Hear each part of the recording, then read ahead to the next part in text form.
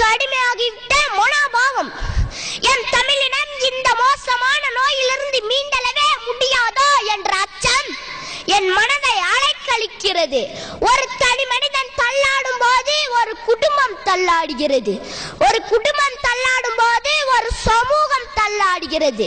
ஒரு சமூகம் தள்ளாடும் போது ஒரு நாடே தள்ளாடுகிறது. அப்படி ஒரு தள்ளாட்ட நோயால் நம் நாடு சிதைக்கப்பட்டு கொண்டிருக்கிறது. இந்த நோய்கள் மட்டுமா? பாலம் கட்டிய நோய், பருப்பு இறக்குமதி நோய், சுடுகாடு கட்டிய நோய், மணற்கொள்ளை நோய், மாட்டுத் தீவன நோய்,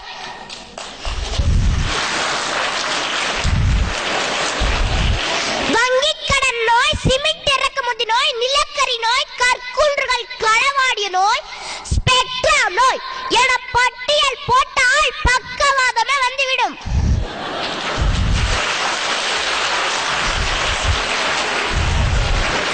வல்லரசாக வளர்ந்து கொண்டு இருப்பதாக வார்த்தை பந்தல் போடப்படும் இந்த மண்ணில் இன்னும் 20 கோடி மக்களுக்கு இரவு உணவு இல்லை.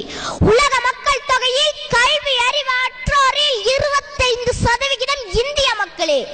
நாடு முழுவதிலும் சுமார் 230 நகரங்களில் மட்டுமே கழிவுநீர் கால்வாய்கள் உள்ளன.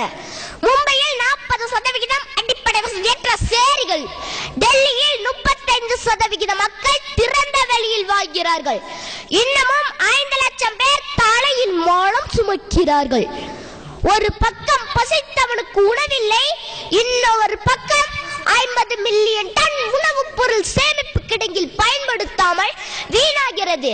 வறுமை, வேலையின்மை, கல்வியின்மை, அடிப்படை சுகாதாரமின்மை, நல்ல குடிநீர் இல்லாமை, மோசமான சுற்றுப்புற சூழல், நோய் என திரும்பும் திசையெங்கிலும் சமூக நோய்கள். இதோ ஒரு புது கவிதை. வாயில அழுக்கென்று நீர் எடுத்து கொப்பளித்தேன். கொப்பளிக்க கொப்பளிக்க வாயும் ஓயாமல் அழுக்கும் போகாமல் உற்று பார்க்கிறேன். நீரே அழுக்கு. அழுக்கு நீர் எடுத்து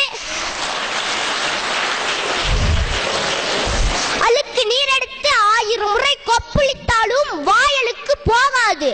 500 ரூபாய் நோட்டுக்காகவும் 200 மில்லி சாராயத்துக்காகவும் ஒரு பிரியாணி பொட்டலத்துக்காகவும் சாதிக்காரன் என்ற அபிமானத்துக்காகவும் வாக்களித்து தேர்ந்தெடுத்தால் நமது எந்த நோயும் ஒரு நாளும் தீராது.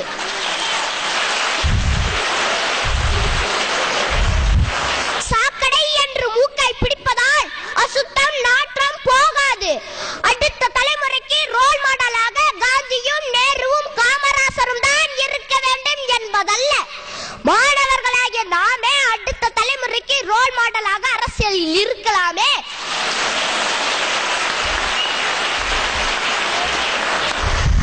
நாம் அரசியலில் இருந்தால் அரசியலுக்கே மருத்துவம் பார்க்கலாம். அரசியல் மட்டும் ஆரோக்கியமாக அமைந்து விட்டால் சமூகத்தின் சகல நோய்களுக்கும் மருந்து தானாகவே வந்து சேரும். மக்கள் அனைவரும் நோயற்ற வாழ்வுடனும் குறைவற்ற செல்வத்துடனும் வாழலாம். நன்றி, வணக்கம்.